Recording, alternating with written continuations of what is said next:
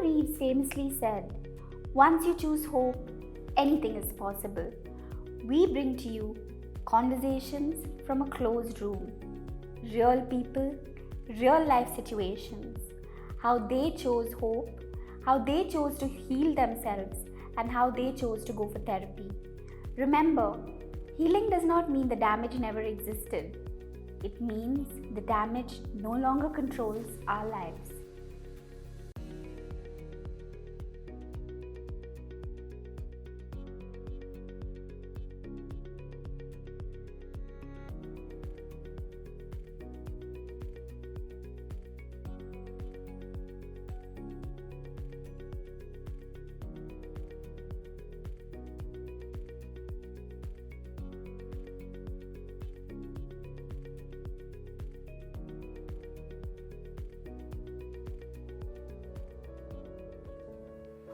I was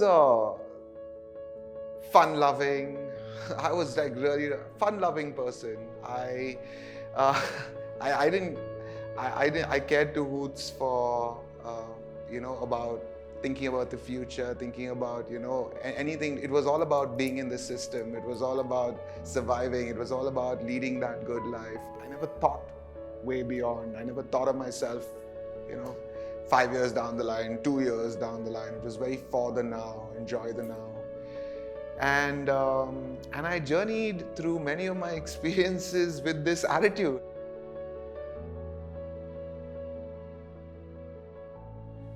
I remember I never gave up. I never gave up. I did not think she would go. I did not think she would go. And I remember that last day, the day before she was going to be discharged from the ICU, okay? And the doctors came and said, tomorrow she's going to be moved from the ICU back into the ward. So we went home. The hospital was about 40 kilometers away, so it was a long drive home. And that night, I remember it was just my brother and my family, and we were laughing because mom was in the ICU, but we were like so relieved that she was going to be discharged the next day. Yeah? And that night at 1:30, my mom's sister, who was in the hospital that day, she called and she said, "Why don't you guys come?" I remember it was 1:30 in the night, and we sat in the car. My cousin drove the car. I was driving there. I had the Bible on, like just clenching to it. I was only talking to God, like. And I went to the hospital and I saw mommy, and she was like, like her platelet count had dropped. And it was March 29th, and 6 in the morning, like I went there and like the ventilator was still on, and the doctor said that, she's gone. And I was like, fuck, like, are you fucking kidding me? I was so angry with her. Like, I was like, what the fuck are you doing? Like, that was it. I gave up. I was like, what is fucking going on, man? Like,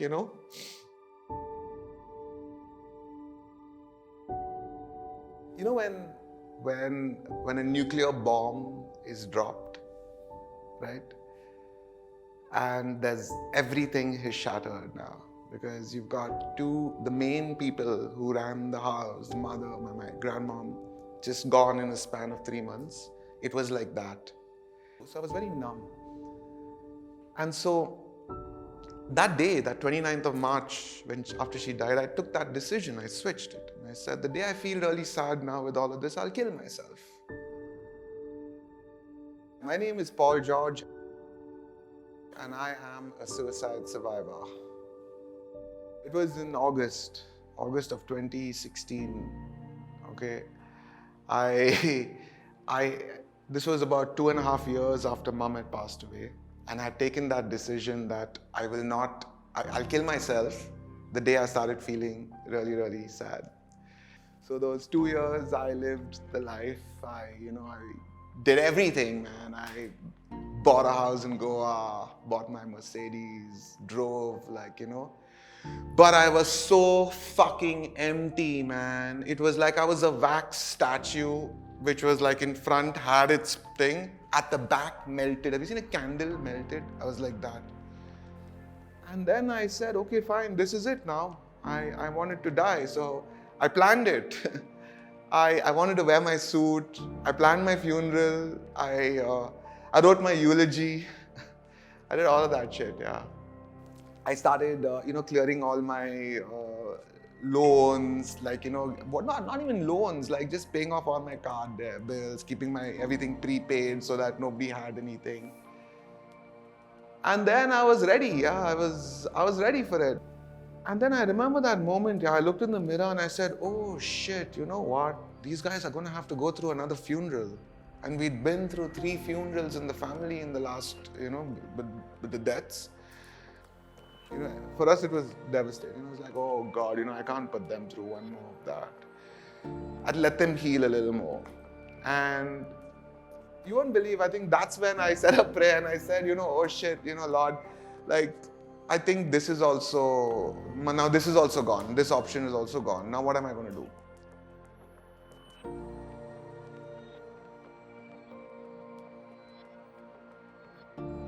Going into therapy was because I had no option now, because I saw the funeral and I saw what they were going to go through, and I said, no, I can't put them through that because I'd be gone and that would be selfish, right?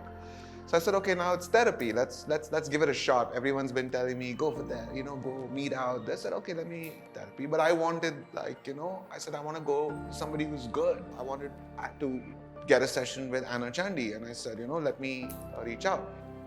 That first session, right? Something happened when just the way certain questions were asked to me, and something happened and I could feel it. I went in there saying that I am too much of a child and I want to kill the child in me and I want to be an adult. And at that therapist then told me that the child in me, the parent in me, and the adult in me are going to be with me for life. So it's not about killing the child, but it's about getting to know the child. And I think that was the thing wherein that was the switching point.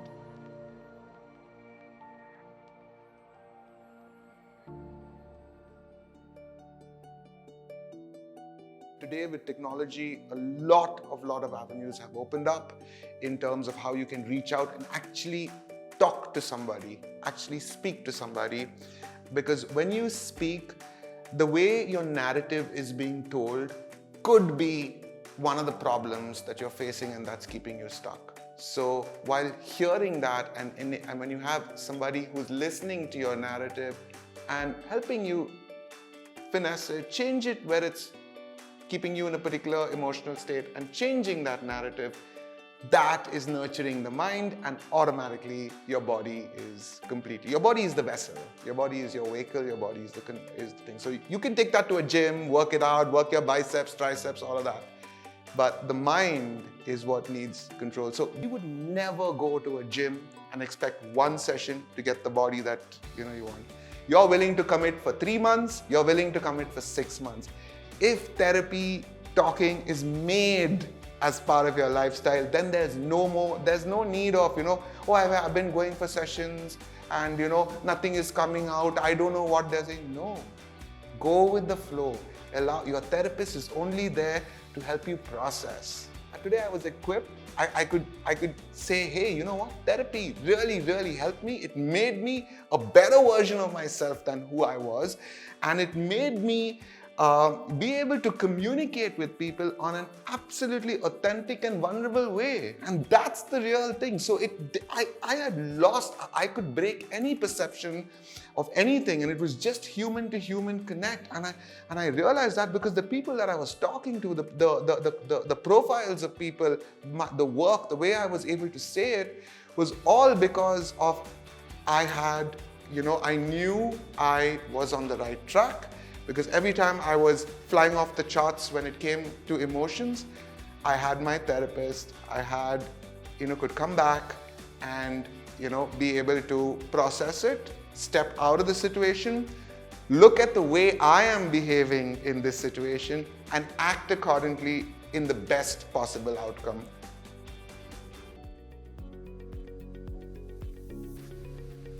So wherever you want to go, whatever you want to do, you don't have to be sick, you don't have to be this thing. But if you feel in certain areas you're stuck, I'm stuck in love, I'm stuck in finance, I'm stuck in relationships, I'm stuck with things, speak to someone, talk to someone. And if it gets worse and worse, and I hope it doesn't reach like a state that where I reached, but it doesn't have to get there, because all you're going to do is nurture your mind. And as your mind grows, you grow, you grow, you grow. And that's what keeps you alive, because no body is designed to kill itself.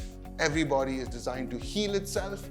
And it is every human's responsibility to live for as long as their body can survive. And only the mind can make that happen. Therapy made me bring myself back, but with so much more clarity, with a purpose, with me now wanting to live, yeah, to be, I want to fucking live till I'm like 110 years old, you know?